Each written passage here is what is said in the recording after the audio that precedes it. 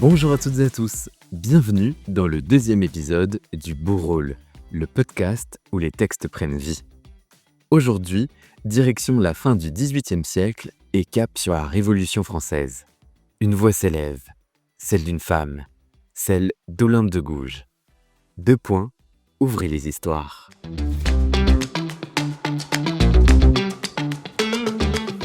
Dans ce court texte intitulé « Action héroïque d'une Française ou la France sauvée par les femmes », publié en 1789, Olympe de Gouges, militante, autrice et pionnière du féminisme, en appelle aux femmes. Elle leur demande de se lever, de s'unir, de défendre la liberté, comme l'ont fait selon elle les Romaines de l'Antiquité. Elle en profite pour dénoncer les préjugés misogynes de son époque et affirmer haut et fort que les femmes peuvent elles aussi jouer un rôle dans la Révolution. Voici ces mots.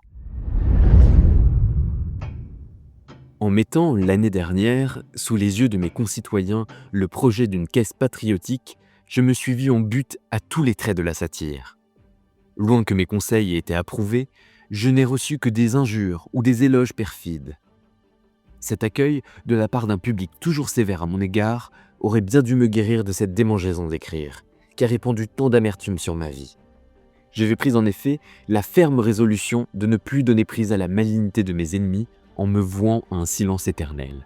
Mais la situation actuelle de l'État, trop affligeante pour mon cœur sensible, m'a forcé de reprendre la plume. Aujourd'hui, je m'adresse à mon sexe. Peut-être en serais-je mieux accueilli. Ce ne sont pas toutefois des éloges que je demande. Non, mon unique désir est d'être utile à ma patrie.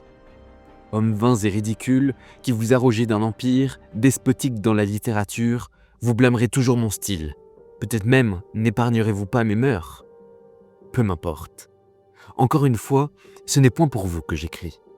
Je méprise également vos applaudissements et vos critiques. C'est à vous que ce faible fruit de mes talents s'adresse, femme vertueuse, femme citoyenne, que le patriotisme embrase d'un saint zèle.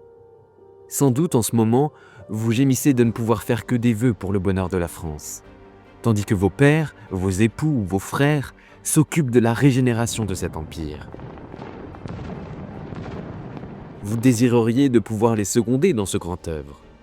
Il en est un moyen noble et efficace que j'ose rappeler à votre mémoire. Je n'en trouve point de plus propre à ramener l'abondance et le crédit national. C'est celui qu'employèrent les dames romaines dans une détresse à peu près semblable. Rome, le siège de la gloire et de la vertu, si jamais elles en eurent un sur la terre, Rome, dis-je, affaiblie par des guerres dispendieuses, touchait à sa fin. Les fonds publics étaient épuisés, nulle ressource, nul moyen de repousser l'ennemi prêt à fondre sur elle. Les femmes sauvèrent alors cette ville que les hommes désespéraient de pouvoir défendre plus longtemps. Dépouillant généreusement les vains ornements du luxe, toutes portèrent leurs bijoux dans le trésor public. Avec ce secours inattendu, bientôt ne manqua plus d'armes ni de soldats. Dès lors, la victoire fut décidée et les Romains libres ne songèrent plus qu'à remercier les dieux de leur avoir donné des mères et des épouses si vertueuses. Cet exemple n'a jamais été suivi depuis chez aucune nation de l'univers, parce que jamais la patrie n'a parlé plus fortement qu'à Rome. Aujourd'hui donc, mes concitoyennes, que sa voix commence à se faire entendre parmi nous, y serez-vous insensibles ? Imiterez-vous l'égoïsme de ces capitalistes calculateurs qui refusent d'ouvrir leurs trésors ? Ah, plutôt que votre conduite généreuse les fasse rougir de leur avarice sordide, montrez-vous encore plus digne des éloges que la vérité a arrachés aux citoyens de Genève. Malgré les sarcasmes qu'il a lancés contre nous, il a été contraint d'avouer que ce sont les femmes seules qui conservent dans Paris le peu d'humanité qui y règne encore, et que sans elles, on verrait les hommes avides et insatiables s'y dévorer comme des loups.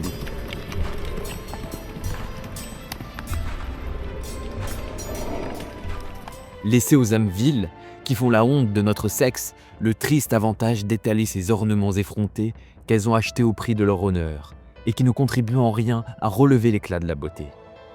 Sous une parure plus modeste et plus simple, vous n'aurez que plus de droit à l'estime et à l'admiration publique, et vos noms, transmis jusqu'à la postérité la plus reculée, seront placés dans l'histoire, à côté de ces hommes célèbres, de ces génies tutélaires, dont les efforts pour tirer la France d'esclavage auraient été néanmoins inutiles sans vos secours.